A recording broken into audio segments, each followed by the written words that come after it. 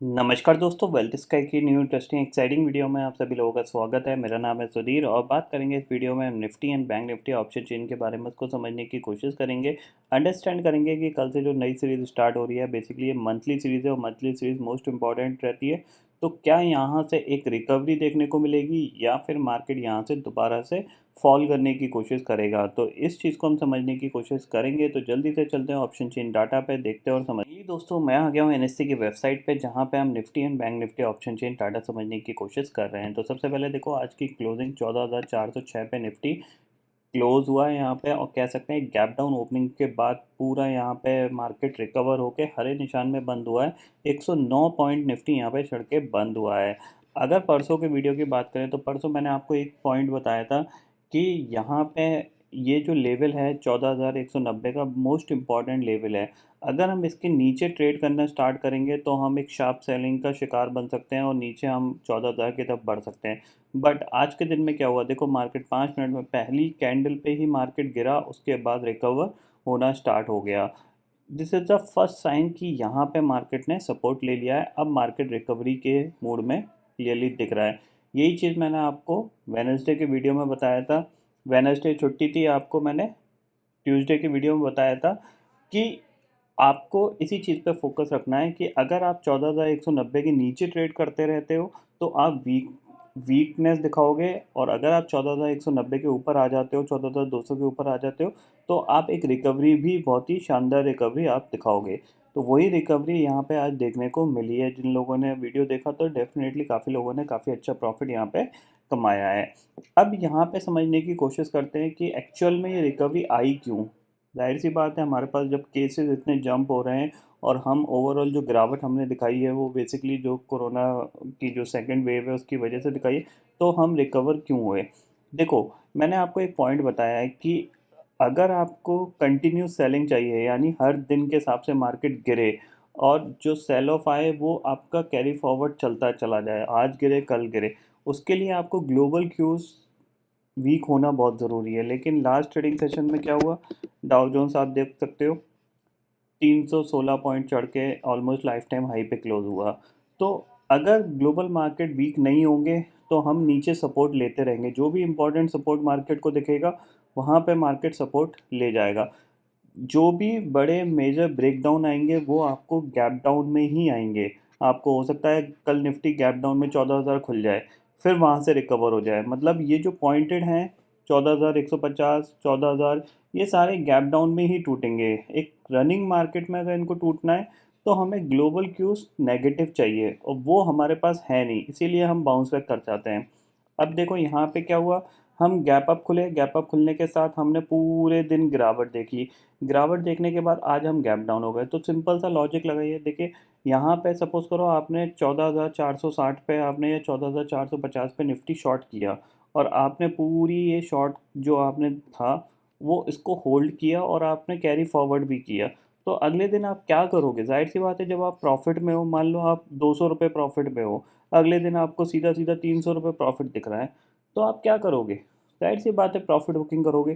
तो profit booking करोगे तो हो होगा क्या, एक चेन रिएक्शन स्टार्ट हो जाएगी। जाहिर सी बात है, जिसको 300 रुपये मिल रहे थे वो 300 रुपये बुक करेगा, जिसका 300 से 250 हुआ वो 250 रुपये बुक करेगा, जिसका 250 से 200 हुआ वो 200 रुपये बुक करेगा। इसीलिए आप देख रहे हो हर मार्केट की हर डिप में प्रॉफिट बुकिंग देखने को मिली और जो शॉर्ट्स थे वो कवर होते हुए दिखाई दिए।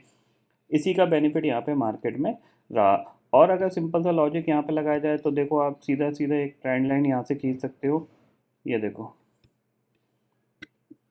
सीधा स्ट्रेट लाइन में मार्केट धीरे धीरे ऊपर गया है। इस धीरे धीरे मार्केट में जाहिर सी बात है जो प्रॉफिटेबिलिटी होती है वो फ्यूचर में तो अच्छी मिल जाती है, लेकिन ऑप्शंस में क्या होता है, एक्सपायरी का दिन होता है, तो आपको प्रॉफिटेबिलिटी थोड़ी देर दिखती है, फिर आपको उसको बुक करना पड़ता है, फिर वेट करना पड़ता है डिप का, फिर आपको एंट्री लेनी पड़ती है, फिर आपको प्रॉफिटेबिलिटी दिखती है उसको बुक करना पड़ता है। मतलब पार्शियल प्रॉफिट बुक करना पड़ता है आपको, या फिर आप होल्ड करके रखिए, जो भी एंड में 2:30-3 बजे प्रॉफिट मिले उसको आप लेके निकल जाइए। तो ये चीज़ है। अब यहाँ पे क्या होगा वो चीज़ हम समझने की कोशिश करते हैं।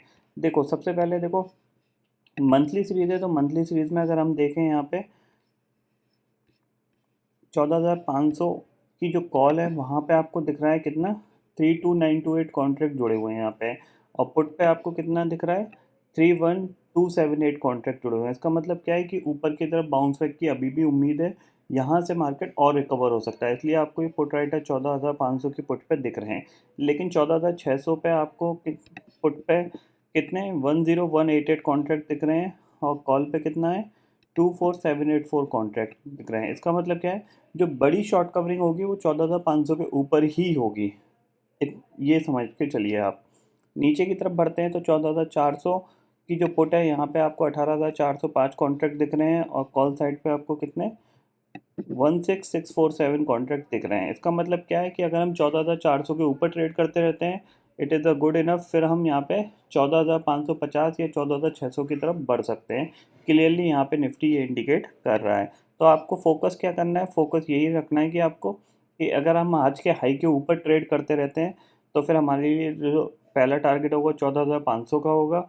अगर हम आज के हाई के ऊपर ट्रेड नहीं करते हैं और 14,400 के नीचे ट्रेड करते रहते हैं तो फिर यहाँ पे एक दोबारा से सेलिंग प्रेशर आ सकता है, जो कि निफ्टी को अराउंड 14,250 और 14,200 तक ले जा सकता है। इस चीज़ पे आपको फोकस करना है। सेम चीज़ बैंक निफ्टी मंथली सीरीज़ है, पूरी यहाँ पे ये जो गिरावट थी इसको रिकवर करके इसने ऑलमोस्ट 31,700 के पास क्लोजिंग दी है।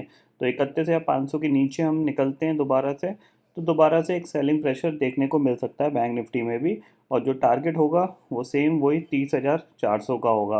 और ये मंथली सीरीज़ है तो बेसिकली यहाँ पे एक ट्रेंडिंग माहौल भी बन सकता है, either the upside either the down side. 32,200 के ऊपर आपको एक अच्छी खासी शॉर्ट कवरिंग देखने को मिल सकती है, फिर जो टारगेट होगा वो 33,000 का आपका 33,500 का टारगेट होगा।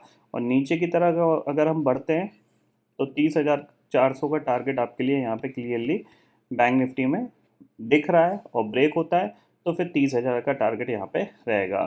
सेम चीज़ निफ्टी 14,190 के नीचे ट्रेड करना स्टार्ट करता है तो 14,000 आपके लिए टारगेट होगा, उस टारगेट पे आपको फोकस करना है। ग्लोबल मार्केट की बात करें तो यहाँ पे देखो अभी डाउ फ्यूचर यहाँ पे एक बार रिफ्रेश कर देते हैं, फ्लैट ही कामकाज कर रहा है। 18 पॉइंट यहाँ पे डाउन है और नैस्डैक भी 25। और यूरोपियन मार्केट की बात करें तो ये हरे निशान में कामकाज कर रहे हैं। एसजीएक्स निफ्टी अभी 14,410 पे कामकाज कर रहा है। तो देखते हैं कल का माहौल कैसा रह सकता है। यहाँ पे फोकस हमें किस चीज़ पे करना है, रिकवरी पे ज़्यादा करना है। क्यों करना है, क्योंकि जो भी वर्स्ट केस सिनेरियो थे वो धीरे धीरे आ रहे हैं हमारे पास, बट ग्लोबल मार्केट का सपोर्ट मार्केट को मिल रहा है, जिसकी वजह से हम रिकवर कर रहे हैं। तो रिकवरी थोड़ी सी कह सकते हैं हम एक्सटेंडेड हो सकती है यहाँ पे, क्योंकि जगह है रिकवर करने के लिए। अभी हम कहाँ 14,400 पे ट्रेड कर रहे हैं, 14,700 तक भी रिकवर करते हैं यहाँ पे तो भी 300 पॉइंट की रिकवरी है। बैंक निफ्टी की बात करें तो यहाँ पे क्लियरली दिख रहा है 32,250 या 32,500 तक की रिकवरी है। तो इसलिए आपको मैं यहाँ पे फोकस ये करूँगा कि अगर ऊपर की तरफ रिकवर करते हैं, आप ऊपर की तरफ बढ़ते हो, तो फिर आप तेज़ी में ज़रूर थोड़ा सा ध्यान दीजिएगा, वो ज़्यादा अच्छा है। तेज़ी जो होगी वो धीरे धीरे ही होगी, एकदम से कह सकते हैं जैसे पहले हम उछल जाते थे, हाल गिरते थे उछल जाते थे, वो नहीं होगा। अब उल्टा हो रहा है, अब तेज़ी जो होगी वो धीरे धीरे होगी, गिरावट जो होगी वो फास्ट होगी। तो आपको कल फोकस यही रखना है कि अराउंड 14,350 के ऊपर अगर आप ट्रेड करते रहते हो तो वेल गुड इनफ है, फिर आपको और भी रिकवरी देखने को मिलती है। और अगर आज के हाई के ऊपर ट्रेड करते रहते हैं तो आपके लिए जो टारगेट होगा वो 14,550 और 14,600 तक का टारगेट बन सकता है। तो इस चीज़ पे आपको ज़रूर ध्यान देना है। तो आई होप दोस्तों ये पर्टिकुलर डाटा आपको समझ में आ गया होगा। दोस्तों फिलहाल इस वीडियो में इतना ही है।